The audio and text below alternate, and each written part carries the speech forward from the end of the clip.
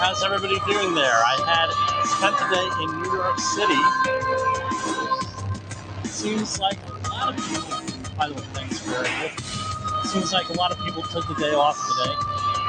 Unlike next week, we have the UN General Assembly Day. Down on the traffic. Putting all that extra carbon in the air. They should be ashamed of themselves. Hope everybody had a great weekend. What's going on here? We just made the reservations, in case you haven't heard of it, on some of the other shows. If you go on over to safetywars.com, let's see if I can do a share screen on this.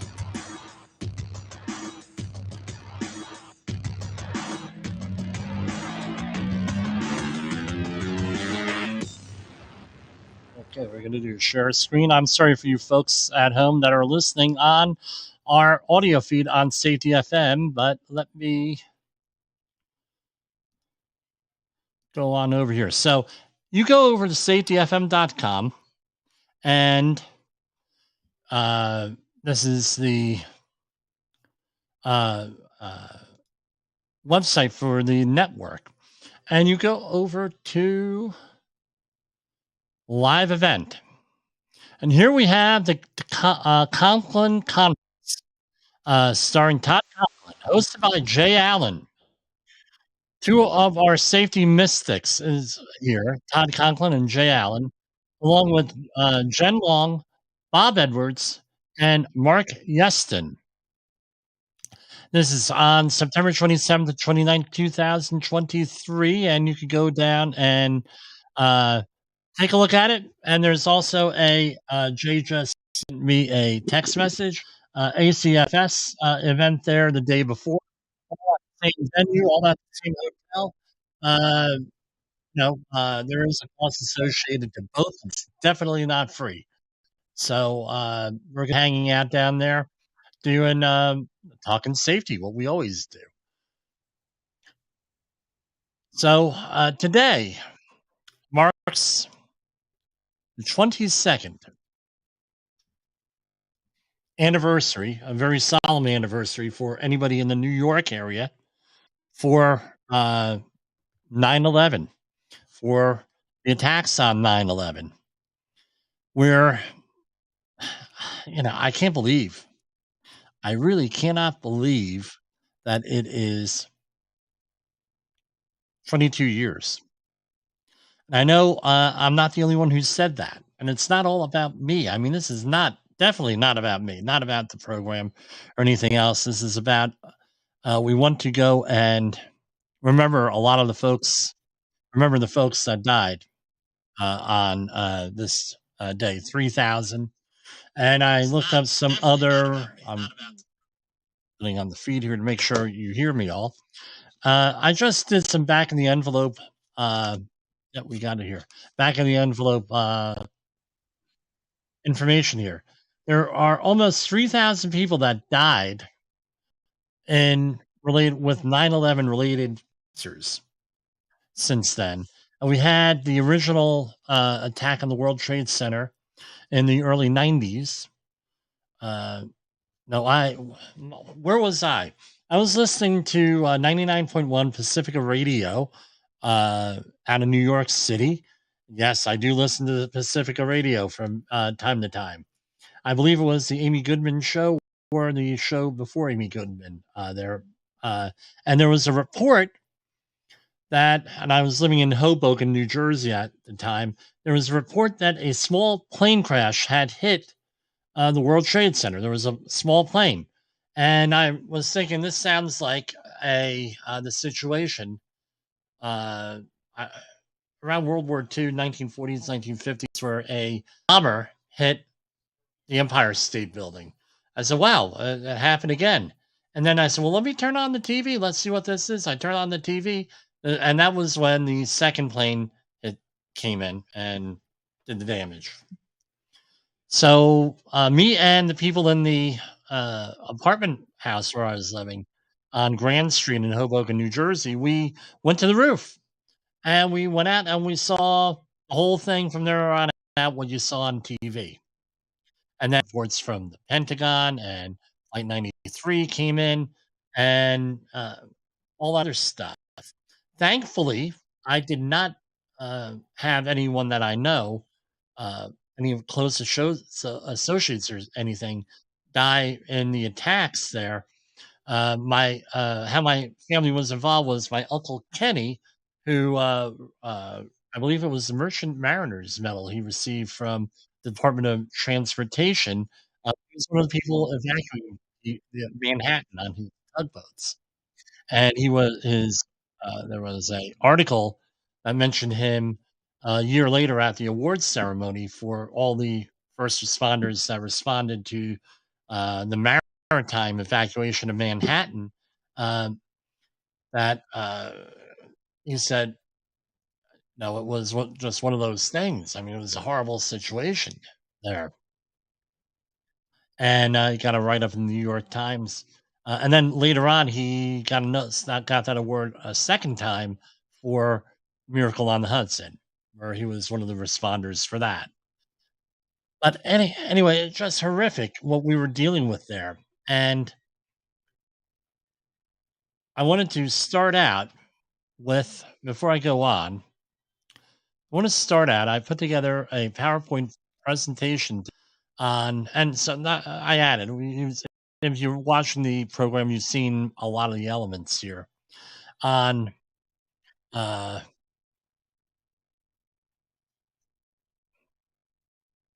on, hold on, I'm getting it here.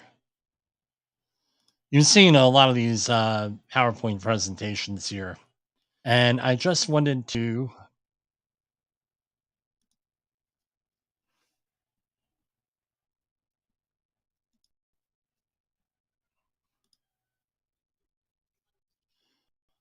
hold on one second here. I said this too early.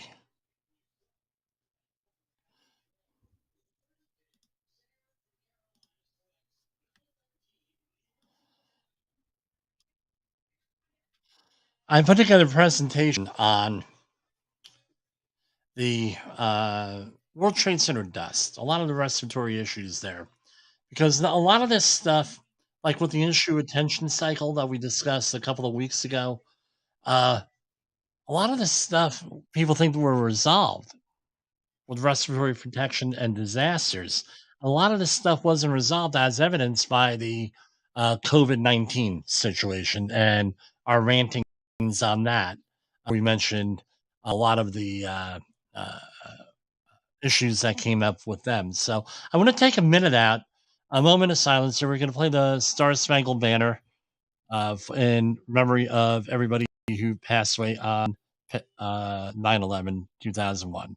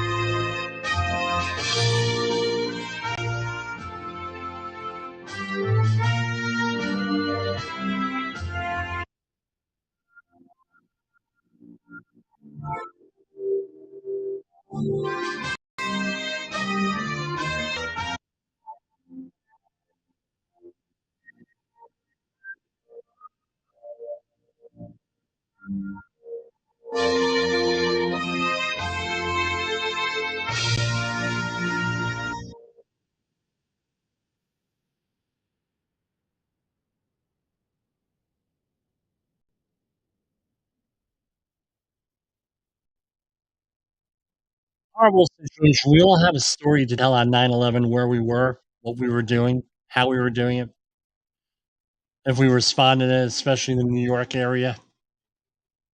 A lot of this, we thought health and safety wise, a lot of this stuff happened down there. We all understand that during of the moment during the emergency response, things aren't going to be done exactly correctly. You know, we thought that since 9/11 that that would never happen again, especially with the respiratory protection and how we managed the disaster. But sometime in the late 2000s, this stuff went away, went out of our mind. Think about it. The issue intention cycle, we thought it was resolved. But okay, it was resolved. Now we can move on. And the other thing is that we were dealing with fatigue, just general fatigue, especially up here in the New York area. You could not go for years after 2001 without uh, anywhere. That's people talking about it. People. The biggest shock was to a lot of the people in college, where I went to college, IT, the graduate school, where people were walking zombies. And that's what some of the descriptions were. And there was just some complete shock that something like this could happen. And I don't wanna go and relive all the, details. You can read about them. There's a lot of conspiracy theories behind it. We were gonna know all of them. We had a discussion today in my house over dinner because I felt it was very important to discuss this. And I had mentioned this first, I believe, started the podcast in 2021, where we had uh, uh, I gave a message where we stand for our posterity. Got to remember this because today, and like we have a very good school district here.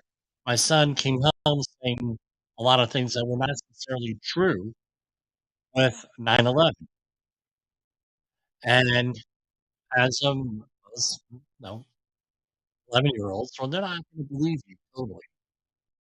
One day, it's my hope that he believes me on what happened on that day. Uh, and the facts, I show them, look, these are the facts. What you're learning at school, not necessarily facts from a certain point of view. And it's important for us, whether it's with 9/11, whether it's with the COVID-19 pandemic, anything like that, that we write things down. Because writing things down ensures permanence. Computer stuff and everything that we see, this stuff, not permanent. It's gonna be deleted, it's gonna be erased, it's gonna be thrown out. Writing things down, them, uh, that lasts. The written word lasts. Maybe we talk about hieroglyphics, thanks to the Rosetta Stone. Uniform lasts. The Epic of Gilgamesh, thousands of years old. These things are all in writing, and they're a way for the past to communicate with the future. These stories, this oral history that we have, it's very important that we remember this stuff, and we make this part of regular conversation. I know 3 people that were that dealt with PTSD from 9/11. I know them personally. One ended up, and I'm not gonna out them here on the air. One ended up committing suicide, over the whole thing. Years later, he went into a deep depression, which led to other health issues, which led to his eventual suicide or mental health issues. And what I'm going to say, make sure that, uh, if you're feeling that way, get help. Please get help. Media in the game here. Media here to fight safety. The other 2 people, depression, took it for years, health issues, alcohol abuse, other substance abuse. What my way of managing it was learning about emergency response more. I already knew about emergency response for many years. And right after that, we did the anthrax attacks there. About a year later, they were still doing private cleanups. I got involved in private cleanups after 9/11. Me with my former employer. Uh, all this stuff going on there. It's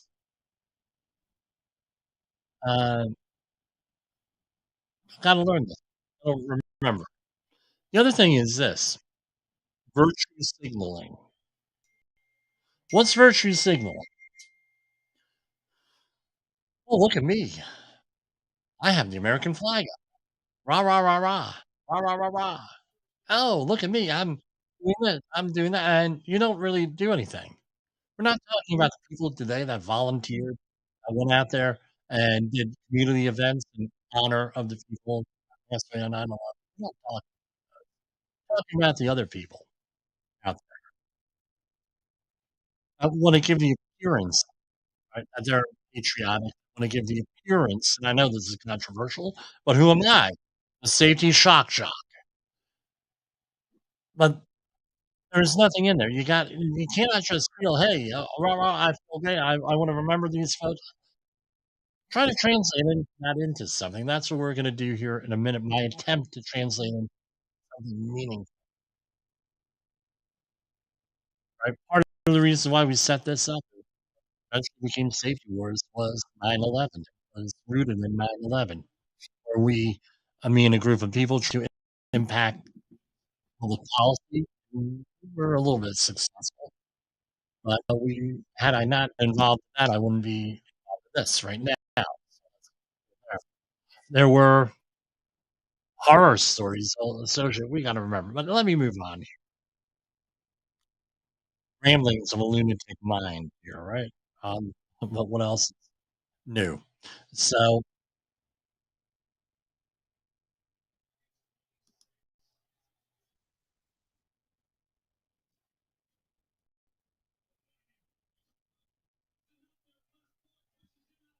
hold on here. I wanna make sure this gets displayed correctly.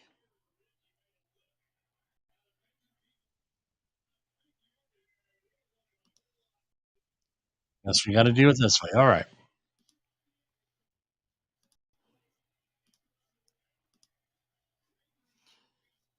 So here we have my presentation here. Alright, big thing is, and there were articles written in the Synergist and some of the other magazines, that we need to have more training in respiratory protection after 9/11. And these articles were written in the late 2000s, early 20, and what were some of the lessons that we learned? This is what it is. Anytime you're dealing with a disaster, 9/11 sit on that scale, personal disaster, and let's remember for review, 4 different things we're worried about. 0 to 20, scenario 1, 0 to 24 hours, scenario 2, 24 to 96 hours, right? A couple of day emergency power outage for a couple of days, that sort of thing. Then you have 1 month, right, where you're dealing with things for up to a month, some normalcy.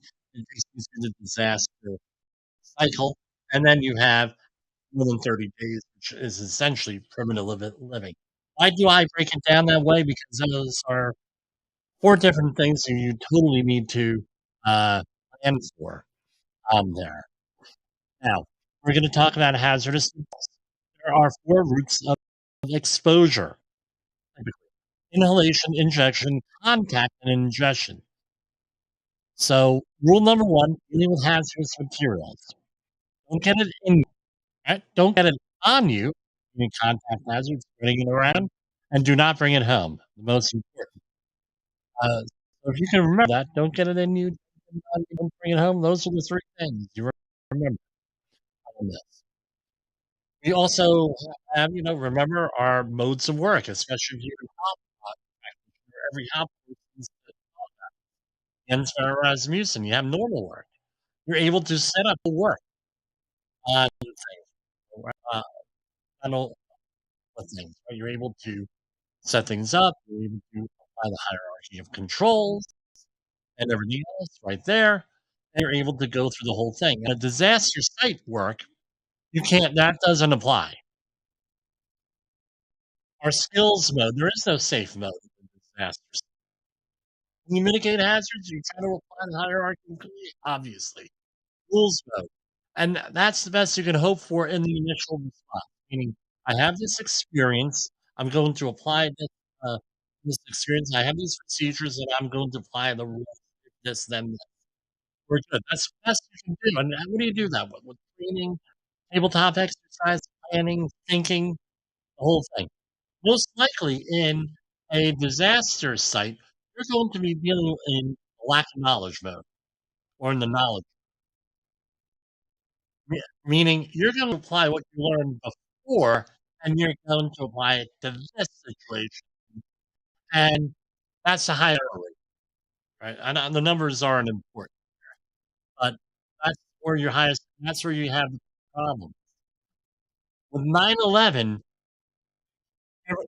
there were so many people involved. It was such an urgent situation. That's where the errors were made. So what's the scenario here? Plan. Now, could you have planned for something like that? Hindsight being 2020 and hindsight bias, right? With that, or Monday Night Football being listened to upstairs by my father-in-law, right? Monday morning or Tuesday morning quarterback. We're not playing that game here. That's not what I'm doing. I'm just telling you, looking back, what happened. Now we better able to plan for tomorrow and other things. Nobody could envision that someone's going to take a plane, fly it into the buildings, and make them collapse. Unless the intelligence community really had some knowledge, there were some indications that the intelligence community had some foreknowledge that got buried in there. I don't know. It's like sort of like what we used to call a black swan event. And as everyone knows, that black swans do exist in the southern hemisphere, but black swan not going to happen. Now, going on here, we have hierarchy of controls. We also have left and right of the bang. This was it still works for me. We have the left of the bang, meaning the left of the incident. This comes from the military, and I was never in the military, so you're going to say, what do we deal with? Situational awareness, evaluation, equipment, hierarchy, controls, and all stuff that goes into planning out stuff. Then you have bang, right? You have bang, the incident right of the bang, the incident, the evaluation, and everything else. And what you want to try to do is keep it on the left of the bang, and then when the bang happens, you go right of the bang, and now it's automatic. Our responses are and everything else. This is what training is involved. This is why it's important now on our work. Here's our disaster management cycle. We have a disaster, the response, recovery, mitigation, and then preparation. And what happens is once you get to the recovery and mitigation, hey, the thing's over. This can easily be the issue attention cycle. Everyone thinks that everyone's prepared until the next is. Now let's talk about this here. How does this and this and this all translate into OSHA? How does it apply? We have what are called emergency, where you have to go if you're an employer and you have to go through what the emergency procedures are with this. Reportedly, Morgan Stanley, the person who was in charge there of safety, people were told to go back in. No, no problem. We can't got this. Go back to your office. He said, "Hey, move on out, guys. We're going out and evacuated almost all of his people out of the street." That's how the story goes. And I'm sticking with it. I don't mention them here because I've seen like three sources for three different names, so I don't want to have a problem here. So, what is ecology? When we talk about chemical exposure, there's 9/11 dust, or in your workplace or anything else, you have discussed toxicology. This is the thing that a lot of trainers don't want to discuss. But it's real simple. Study of adverse effects of chemicals versus the amount of chemical on the human body. So that's essentially you have what is called dose response relationships. For every dose, there is a response to the body, and the body filters out materials primarily through the liver and the kidneys. Doesn't do its part through your digestive system, things of that nature. It's primarily through the liver and kidneys. And these chemicals have a effect on you. They could have, and if you hold on, listen to the you see NIOSH tracking guy for chemical hazards. I have it right here. They're supposed to keep on saying they're going to update this. It hasn't happened yet. In September 2007, if you go to table number 5, Roman numeral 5, so where is it? Real table 5. You go, yeah, here it is. You have two complete pages on how chemicals could impact. By the way, this is available online. This is all for free if you right away uh, to the CDC for this. You have 2 pages of what a chemical can do to you here. A lot of stuff. That's something you got to remember. And let's say you have multiple chemicals. Probably that's something you need to think do. Now, who was the guy who came up with this? Is my little joke. A guy by the name of Paracelsus. But why did they call him Paracelsus? Because his real name was, let's see if I can get this, Theophrastus Augustus von Hohenheim. Well, my German grandparents were all over their graves with the pronunciation of the last name there. Ways of thinking of things getting into the body, inhalation, we can breathe it in. This was the primary hazard on 9/11, injection, meaning that it gets into your body and through some type of injection. So the common thing that they always just say was needles sticking. But since we get more experience, we understand that it could be a hydraulic, high pressure air. It could be a stab, that sort of thing. When I was around 11 years old, I fell out of the rusty nail. My hand got infected, blew up, and everything else. There's the, there's the scar right there. Yes, no, I do not. I'm not saying I have the stigmata.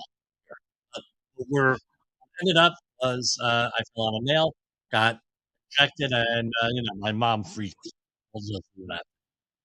What's up? Now, chemicals. How do they interact with your body? It could be an additive, meaning it cumulative form from different chemicals, and that's what we always assume is the additive and in industrial toxicology dealing with chemical exposure. Then you can have potentiation. One chemical alone does not have an impact, but when added to another, the second one has a greater effect. Antagonist, meaning what chemicals together are less hazardous, and synergy. Hey, someone should name a magazine now. Synergist, where synergistic. Two chemicals together are greater than each separately or added together. And you have a dose response relationship greater than the dose, greater than the response. And of course, running into here, you expect challenges with a thing called hormesis and homeopathy. They give you a little chemical and you get action. So here he goes, and it's healthy and things of that nature. I'm not a doctor. I don't play one on TV. How does this? And I don't play one on the internet either. Exposure limits. So here we have commonly held exposure limits, and these are normally inhalational, except for LD50, which or LCP, which are lethal dose 50 or lethal concentration 50. So you have the OSHA PPL.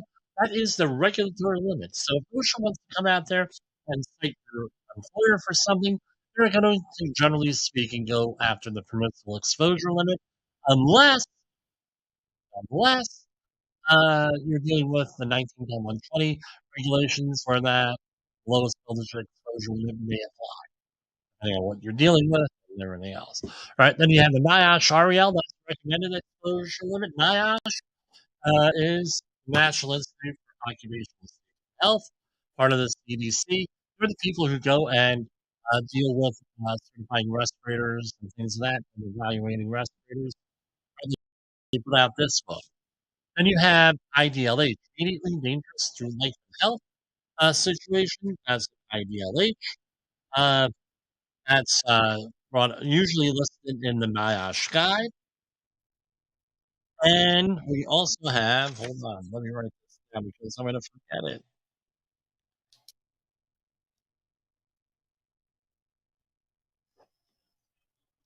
I always forget.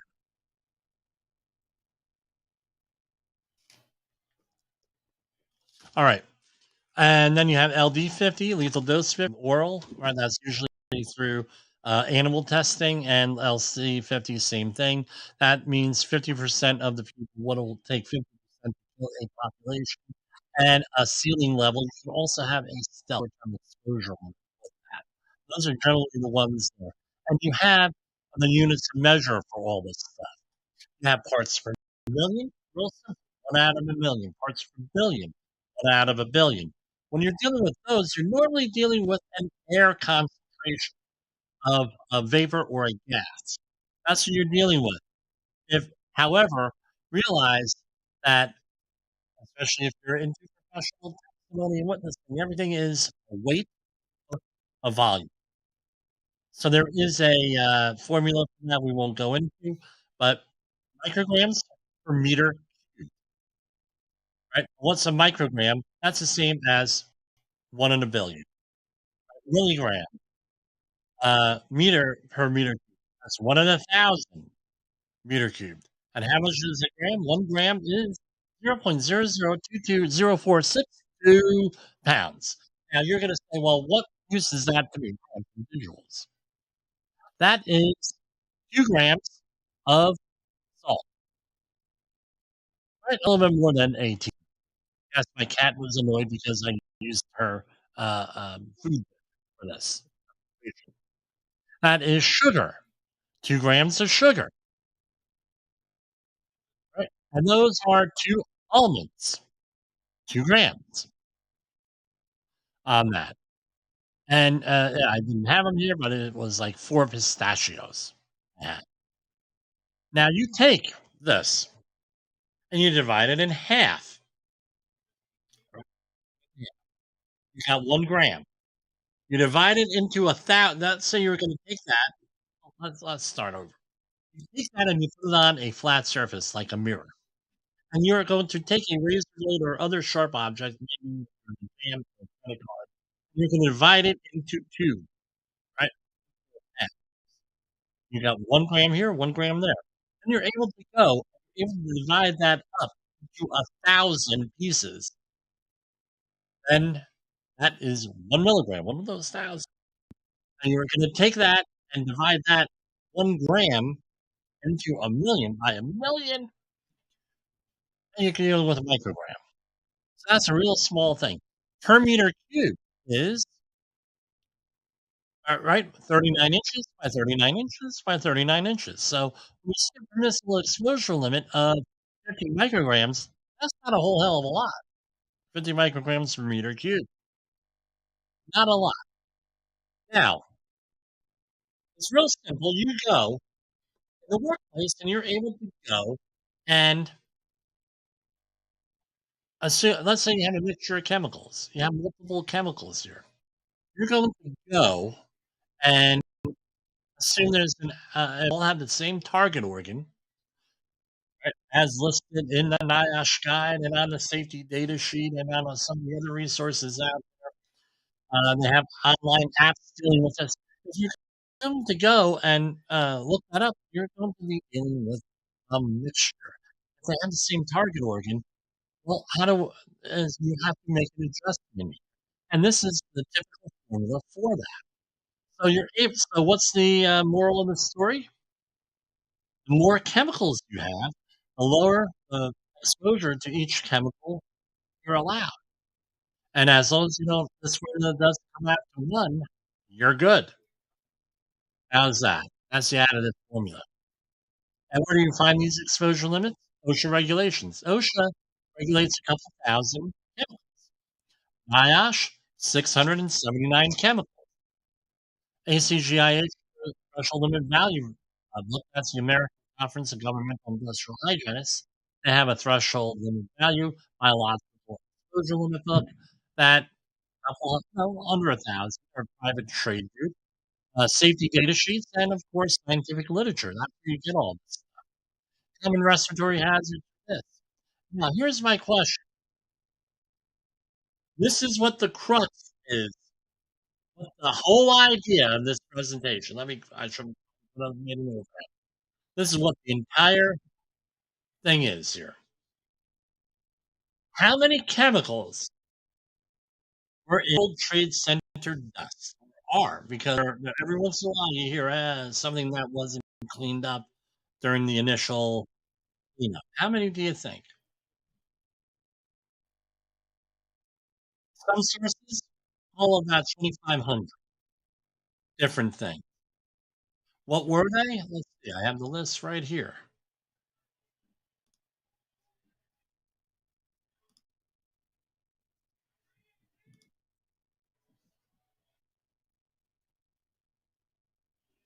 Bear with me here.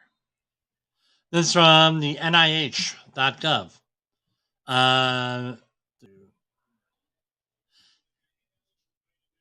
let's share our screen here. Hold on.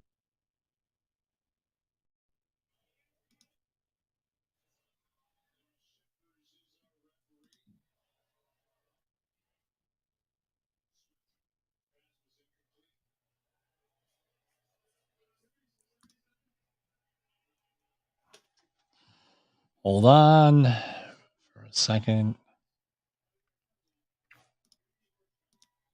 Here, this is from the NIH here, non-copyrighted.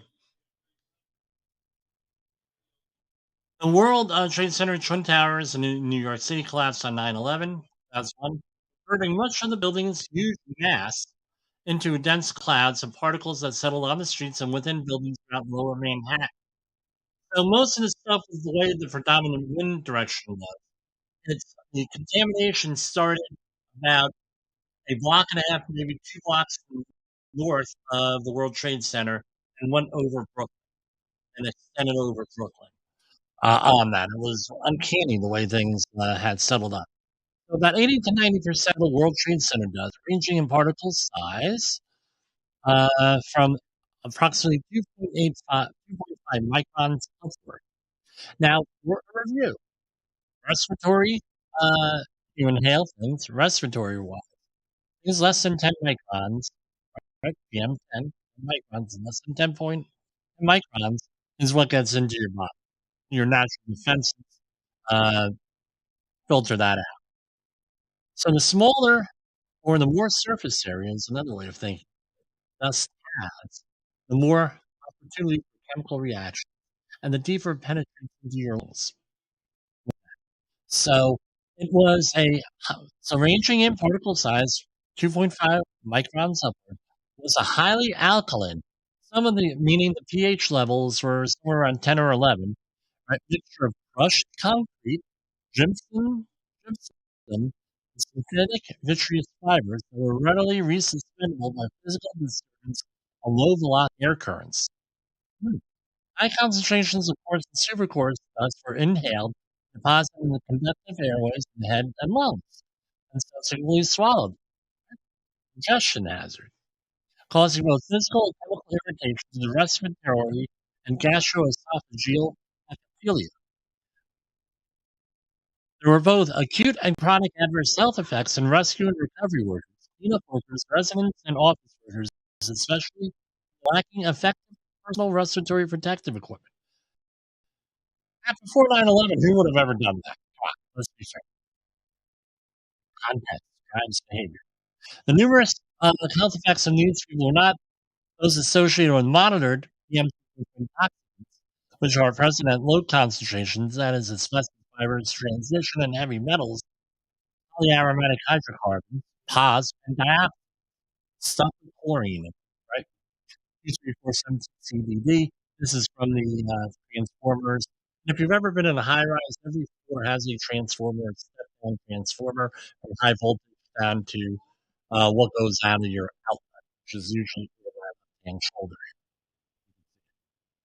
Attention was never directed at the high concentrations of larger size and highly alkaline World Trade Center dust particles that, in retrospect, contain the more likely causal toxicants.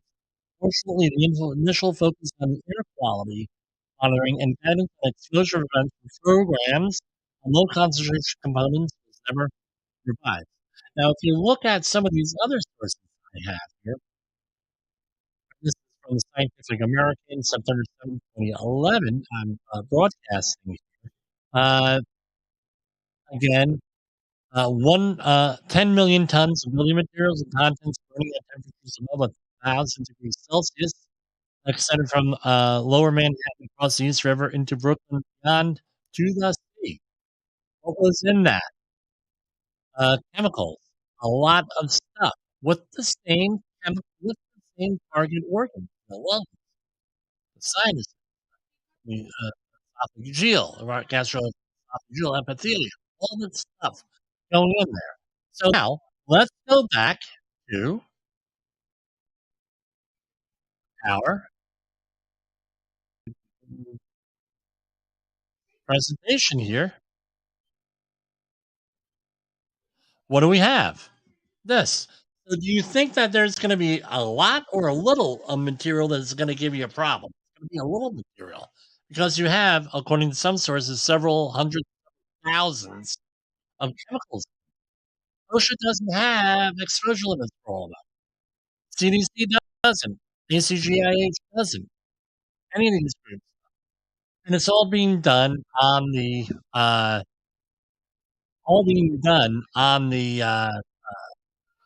as you think in real time here.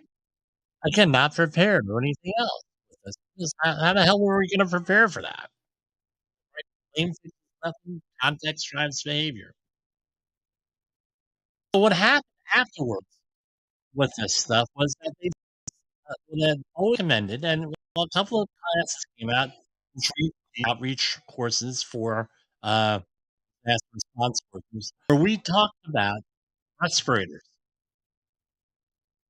And there's a huge focus in those classes, especially the emergency response on PPE, on respirators. Because if we go back here, what doesn't apply? What doesn't apply here is this, the hierarchy of control. So what ends up happening is you have to rely on your PPE, and you also have to rely on a greater safety margin. Where a normal safety margin in safety is 2 to 1, meaning if you have a PEL of 1 divided by 1/2, 0.5. Guess what? That is your action level. There's a 2 to 1 safety margin. When you're dealing with slings, what are you dealing? A 4 to 1, I think, on that safety margin, 5 to 1 safety margin. When you're dealing with a disaster, since you don't know what you're dealing with, now your safety margin has to be a lot higher. Some people say if you're able to quantify that, it will be 10 to 1. You really don't know what's there. That's why it's important to have PPE and be prepared with PPE if you're a responder. So now what do you do if you're the average Joe, the average Jane, the average person there? So first thing you want to do, I left this in here from the previous presentation. All different. You have to know what your hazards are, and in this case, it would be smoke and debris, and that would be the respiratory hazard. And you can have an oxygen deficiency, and unless you're dealing with supplied air, never go into an oxygen deficient atmosphere. What are we talking about? Sewers, tanks. Uh, Here we have a sewer pipe here, drainage pipes for a sewer. Hopefully that's sanitary. You have hydrogen sulfide, swamp gas, different hazards for that. What you're going to need all different types of PPE and supplied air respirators. Then you have carbon monoxide. That's a big one on disaster sites where an emergency response from generators, generally speaking, people put them in areas where there's low ventilation, like their house, and they get carbon monoxide poisoning. Again, you need air monitoring for that. But with wood smoke, these are only some of the things that were in World Trade Center smoke here. This is regular wood smoke. We're not talking World Trade. Regular wood smoke, which was in there, all these chemicals in it, a lot of the same target organs. World Trade Center dust, 50% non-fibrous material and construction debris, 40% glass, 9.2% cellulose, and The rest extremely toxic and carcinogenic.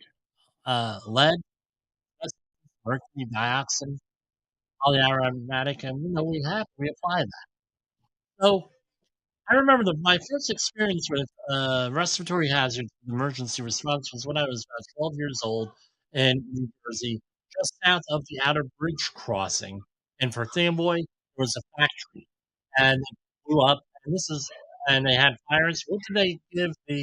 Uh, what did they give the responders? A lot of police officers masks, dust masks. Go out there and all the civil surgical. Go out there and do your things. It's okay. And what ended up happening?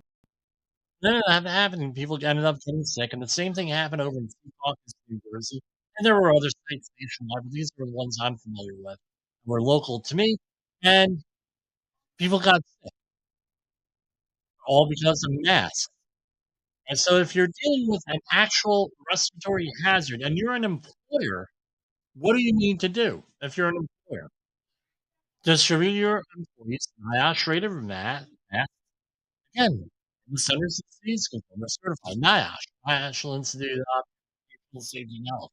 They need a medical evaluation, they need training, need a supplied air respirator, and protect you from a specific thing, and you're also gonna need fit testing with. If you're dealing with a mask, not NIOSH rated, you don't need to do anything. And masks don't supply air either. They may not. Because people are confused, you might see people using masks and then with COVID, right? Respirators post-COVID right now. My opinion. So now let's say that you are a government official here, and you're with this. This is what we were told to wear during COVID. If you go back to, and I have the article here. I'm going to stop sharing it here. I have the article. This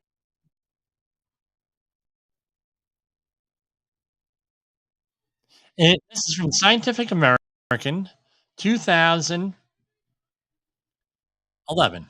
In future such disasters, strapping on a respirator may be among the most important safety precautions people can take. In the future, we need to make sure people who are going into harm's way have respiratory protection of some degree that allows them to move freely enough to rescue people. This is according to the article, quotes someone named Leo. Today, more than 12,911, this is 10 years ago, workers continue to have trouble breathing, according to a study conducted by the World Trade Center Mental Monitoring Program, published April 8th, 2010 in the New England Journal of Medicine. Now, this is for rescue workers, right? What about for us? Respiratory protection. COVID hit. This is 10 years before COVID hit. Respiratory protection we didn't have. So it's incumbent on us to get it. Let's say you're a private employer. It'd be advisable to get respirators. Train your people on respirators, depending on what it is. The reason why they recommended masks was now you don't have to do any of that stuff. And if you're going to be a responder, you got to have in your head, hey, what am I responding to? What am I going to do? What respirators do I have and everything else? And I'll go into that in a minute. By the way, if this is Safety FM, we're going to be cut us off. You can go catch the podcast and on YouTube, whatever video platform. All this stuff is important out there. Get the right training, get the right equipment. Again, assess, analyze, and act. Let's share again. And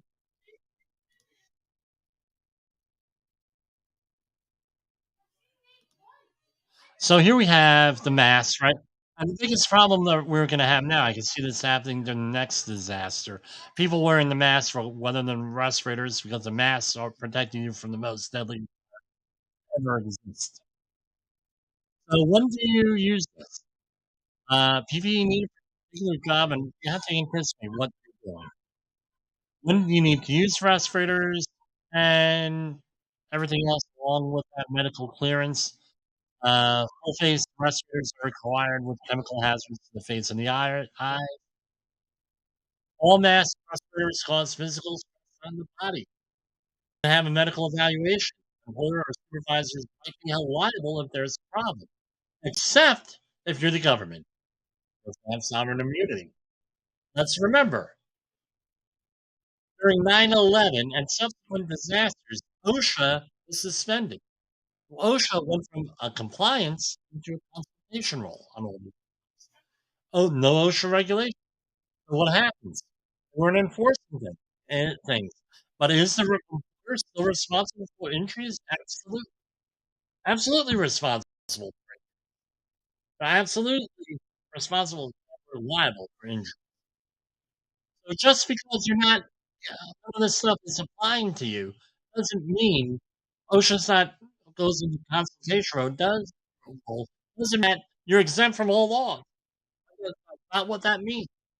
So if you're in charge of safety, and for especially for a private company, you better make sure that you get the right stuff when you get it. If you have this respirator, does not supply respirator oxygen. We have P100 cartridges on here. Sometimes DEL, whatever your maximum use has, will go in. You want, you will go in higher rate, right, from full training.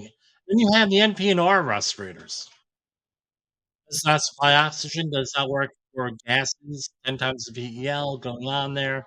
Must be fit tested, qualitative, only fit testing, usually must have medical approval, certified, and ideally here. N is no oil, P is oil proof, R is resistant to oil.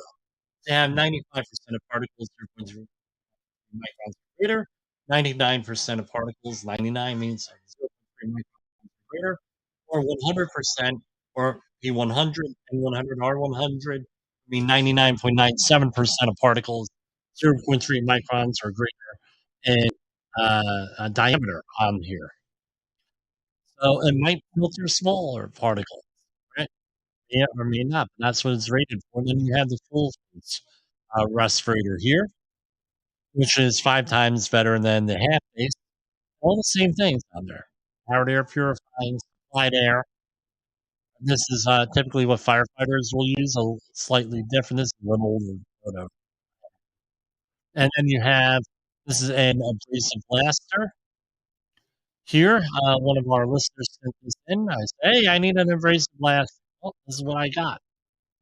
And you got all this on supplied air, different ways of doing this from a bottle or compressor. So let's say that you go into a situation. Yeah, this is from the DOT guide, the emergency response guide. What are you looking for? How do you know you have chemical hazards? And then there might be a chemical issue. Dead animals, birds or fish, lack of insects, odor, mass casualties, pattern of casualties, unusual liquid droplets, different looking areas, low lying clouds, unusual metal debris, or debris, my mother would say. And you have all this stuff out there.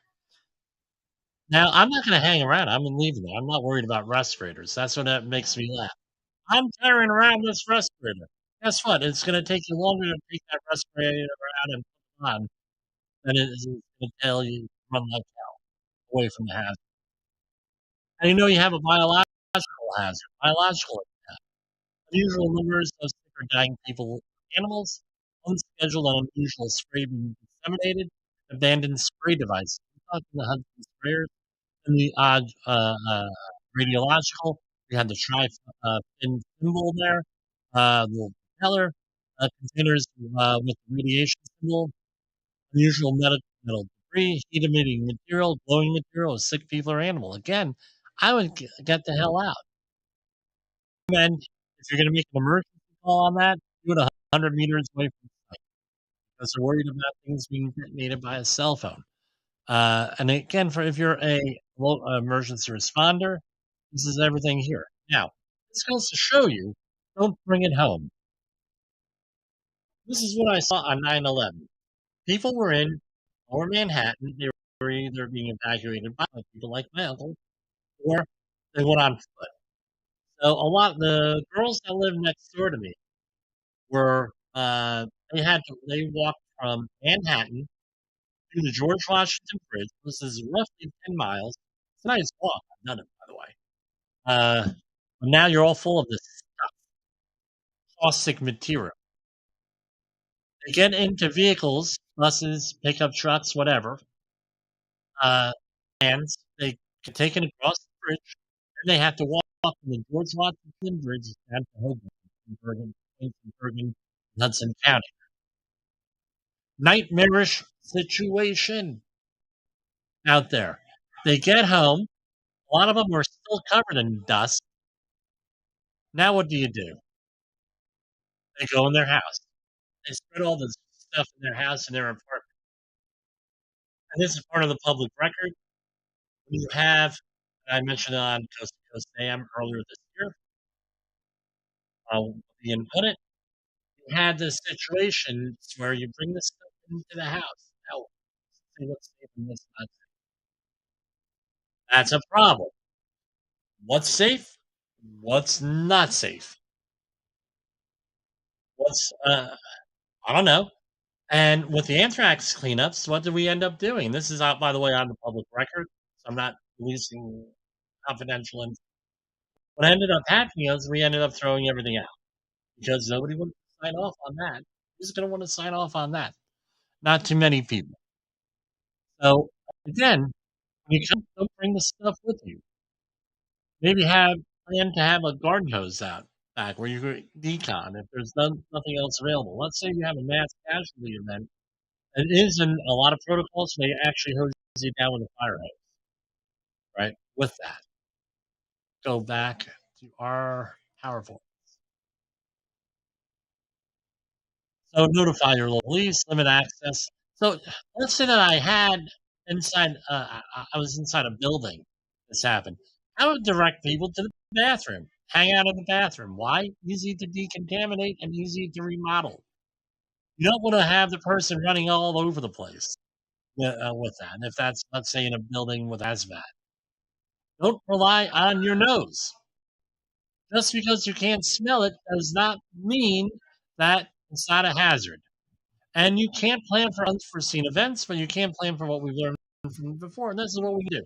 Again, what happened on 9/11 and how do we prevent it from happening again? If it does happen, left and right on the bang, if we recall, what are we going to do about it? Have your plans in place. Have those emergency action plans for your workers in place. And I don't want to talk about COVID. Right? But don't get it in you. Don't get it on you. Don't bring it home. That's your final reminder. And remember that disaster management cycle. Right now, we're still in the mitigation phase in a lot of these places. These recent disasters, we need to be in the preparation and going out there and doing it, right? Preparing for the next disaster. That's why we have disaster preparation month every September. And this month, we are dealing with, uh, this year, we are dealing with older folk and disasters. So I know this was rambling a little bit. I know what else is there. Uh, really important that we learn our lessons here from 9/11. Want to prevent it from happening again, which we're still putting in security protocols related to 9/11, believe it or not, 22 years later.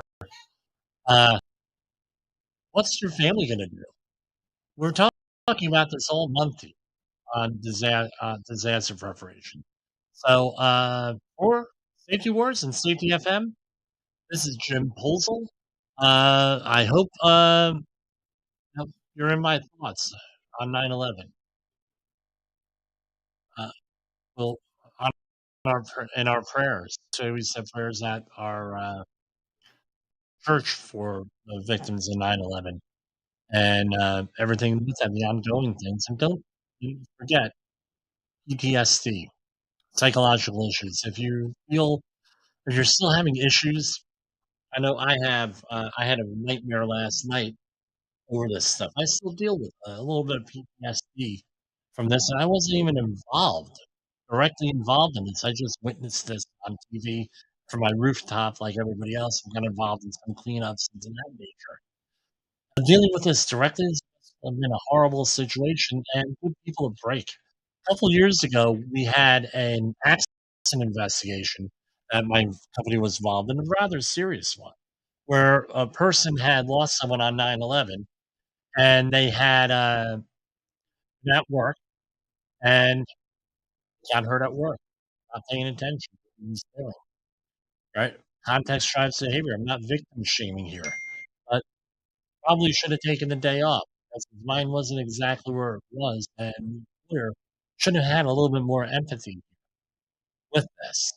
I know a lot of employers still give people the day off for today in this area. So, again, go out there, be kind to each other. But let's remember one other thing. Let me our parting comment on here. I keep sending this. We had September 11th. We also had September 12th, where we were all unified.